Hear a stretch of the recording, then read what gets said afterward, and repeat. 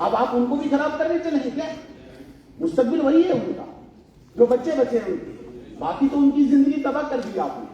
और आप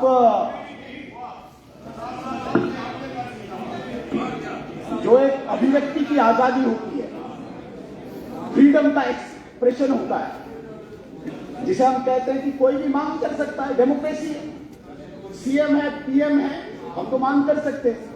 लेकिन सीएम साहब की शान में कोई गुस्ताखी करे फिर तो अहंकार निकलता है, प्रकट होता है। इतना अहंकार आम जनता, अरे आप बैठे रहना,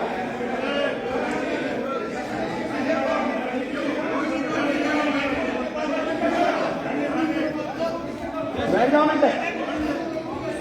चलिए आप।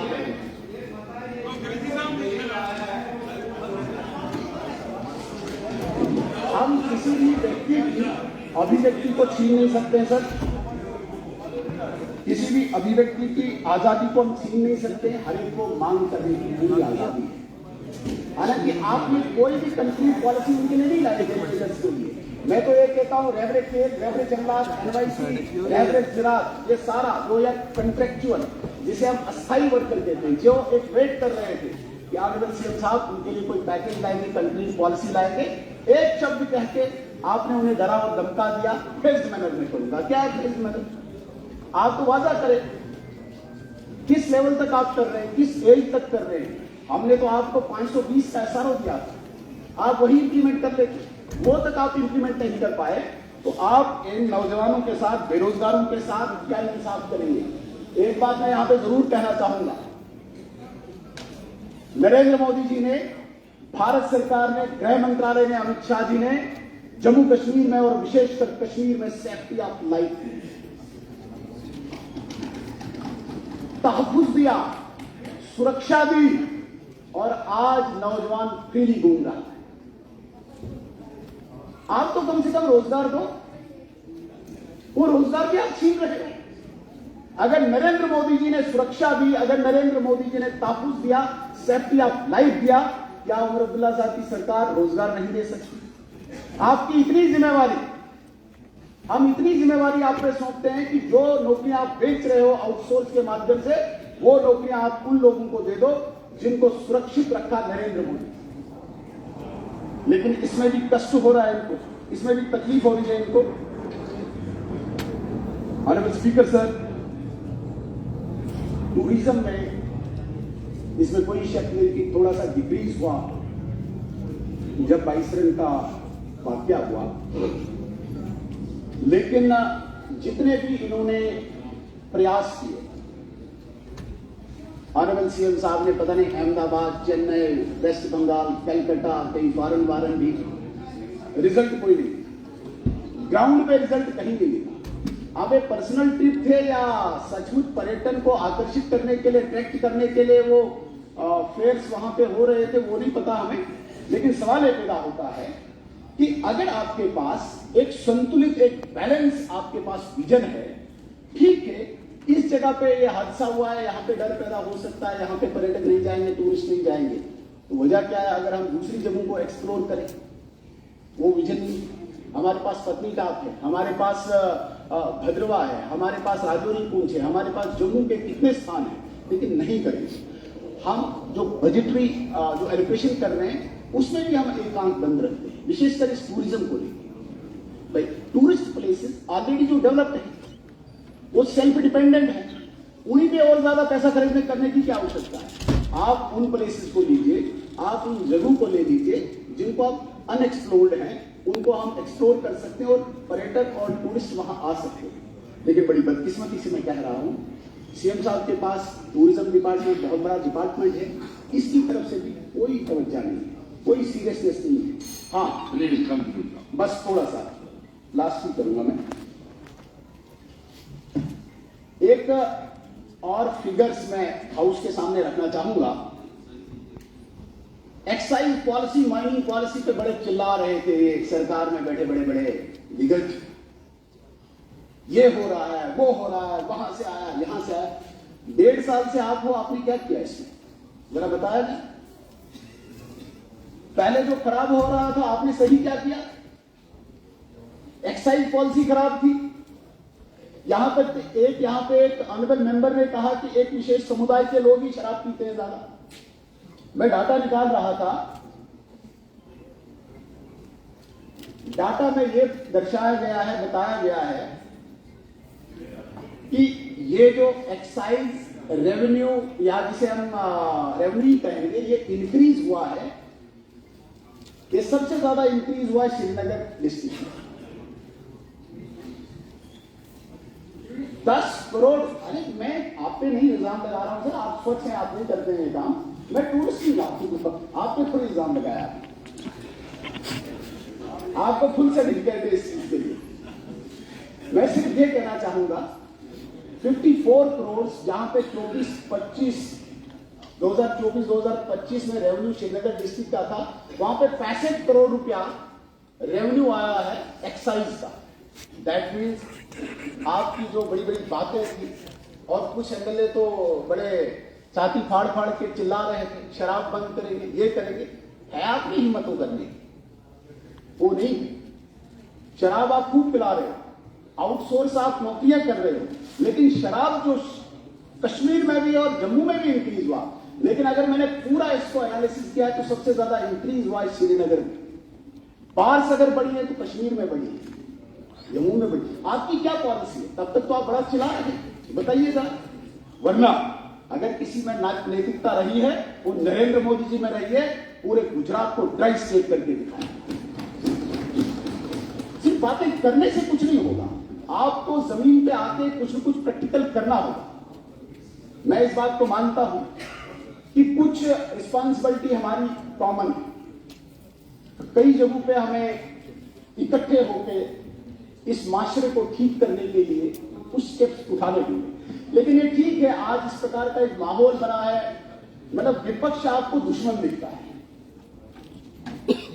हम खड़े हुए तो आपको यह लगता है कि पता नहीं ये सबसे बड़ा दुश्मन है, जबकि एक प्रेसिडेंट है, एक प्रक्रिया, एक परंपरा है।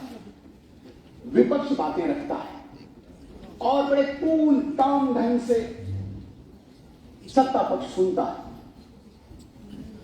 लेकिन सत्ता पक्ष में 2 लोग ऐसे खड़े कर दिए हैं सीएम साहब ने, जिन्हें बैठा ही नहीं जाता, इस पार्टी की गरिमा का भी नहीं पता, और सीएम साहब को यह नहीं पता चला कि इसका असर उन पे भी पड़ गया।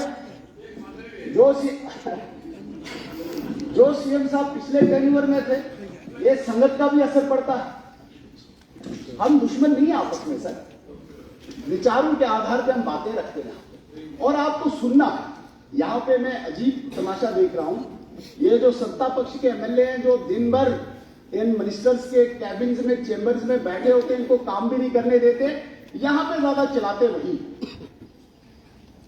जबकि ये अपोजिशन का काम होता है। लेकिन हम चाहते हैं कि हाउस स्मूथ चले, हाउस में कोई इस प्रकार की कोई दिक्कत ना आए, डिसिप्लिन उस प्रकार उस मैनर में हम चलाएं। लेकिन अभी तक जो देखने में आया है वो सिर्फ सत्ता पक्ष के लोगों की तरफ से जो ये रोल निभाते आ रहे हैं, क्योंकि इनको कश्मीर में वहां पे जिस राजनीति से ये उभर के आए हुए हैं उस राजनीति को बरकरार रखना है। क्यों? क्योंकि यहां पे सत्ता पक्ष पे रूलिंग पे जो बात आएगी, इन्होंने ये गेंद दिल्ली में फेंकी है। चिल्लाना है, बीजेपी वाले नहीं करने दे रहे। तो ये हाउस है, 90 लोगों का हाउस है, 6 लोग आप कैबिनेट चला रहे हो, बाकी आपके एमएलए फ्री हैं, इनकी कॉन्स्टिट्यूंसीज में आप फंडिंग दे दीजिए, तो बाकी विपक्ष को आप मार दोगे क्या? जो ही बात की नहीं, दिल्ली से ये नहीं हो रहा। ये 90 लोगों की एक जिम्मेदारी बनती है, दायित्व बनता है, हमने इकट्ठे होकर इस हाउस को चलाना है। जम्मू कश्मीर की बेगुजी की बात करते हैं, यह हम सबका फर्ज बनता है।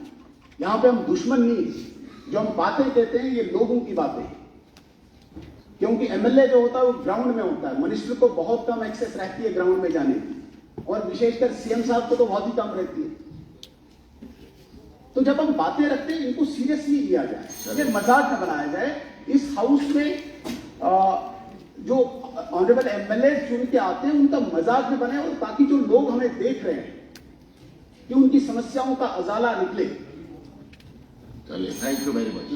लास्ट एक मैं सुझाव देना चाहूंगा सीएम साहब को। वैसे सुझाव इनको अच्छा नहीं लगेगा, मेरा खासकर तो बिल्कुल ही नहीं लगेगा। सीएम साहब ये कर सकते हैं ये जो शहर में या इवन अब रूरल एरियाज में भी ट्रैफिक जैम की बहुत दिक्कत है, बहुत ज्यादा जैमिंग रहती है। मैं मेन हाईवेज वो नहीं बोलता हूं, लेकिन इंटीरियर अंदर वाले रोड्स जो हैं उनमें बड़ी दिक्कत है, पार्किंग प्लेसेस नहीं है। सच में लोग गाड़ी कहां रखेंगे, बीच सड़क में रख देते। मेरा निवेदन रहेगा, अगर हम हर मोहल्ले में, हर किसी हैबिटेशन जहां पे भी है, इसको पार्किंग को प्राइवेटाइज कर दे। कोई एक कनाल जिसके पास रकबा पड़ा है या 2 कनाल पड़ा है, वो पार्किंग हो सकता है हम फैसिलिटेट भी करें, सरकार अगर करे तो वो उस मोहल्ले की वो जो गाड़ियां हैं वो वहां पे पार्क हो जाए, ताकि ये जो रोड्स हैं रोड्स खाली रहे। तो मेरा सुझाव रहेगा, अगर सरकार को पसंद आता है तो बहुत अच्छी बात है, नहीं तो जैसे चल रहा है चल ही रहा है। मैं अंत में एक लास्ट बात कह के अपनी वाणी को विराम दूंगा। NLU जो डिमांड है जम्मू, कोई गुनाह नहीं है, जायज डिमांड है, बच्चे पढ़ना चाहते हैं। सीएम साहब ने कह दिया नहीं, IIT जम्मू आया तो कश्मीर में कोई सड़क पे नहीं आया, IIM जम्मू आया तो कश्मीर में कोई सड़क पे नहीं आया। मतलब सड़क पे आना और इसको कंपेयर एजुकेशन इंस्टीट्यूशन के साथ करना, ये कहां की बुद्धि और विवेक है। अगर कश्मीर के बच्चों ने IIT नहीं मांगा तो नहीं मांगा, उसमें क्या दिक्कत है। IIM नहीं मांगा तो नहीं मांगा, जम्मू के लोग, जम्मू के बच्चे मांग रहे हैं, तो इसमें क्या कंपेयर करना है कि उन्होंने नहीं मांगा था तब, इसलिए आपको नहीं मिलेगा। शिक्षा का संस्थान है, एजुकेशन का इंस्टीट्यूशन है और डिस्क्रिप्शन है सरकार के पास, राजकीय विश्वविद्यालय है, स्टेट का यूनिवर्सिटी है, 2 दे सकते हैं, कोई दिक्कत ही नहीं है। लेकिन इसको भी उसी प्रिज्म से देखना। इस रीजन का, उस रीजन का मैं निवेदन करना चाहूंगा, बच्चे शिक्षा का संस्थान मांगते हैं। इसलिए आपसे निवेदन है कि एक NLU यहाँ पे भी घोषणा करके एक थोड़ा सा बड़े दिल का भी मुजाहिरा करे सीएम साहब। सिर्फ इसी एक शैल में घूमे रहना, रिलीजन इसी में, तो ये कोई बड़प्पन नहीं होता है। इतना ही देखेंगे आपकी बात को। आपके खुर्शीद साहब, आज प्लीज एक्सक्यूज मी। तो LOP सुनील शर्मा ने क्या कुछ कहा, ये सुना आपने। मुझे सिर्फ 2 देखो ना, तो एक बहुत आपने तकलीफ की।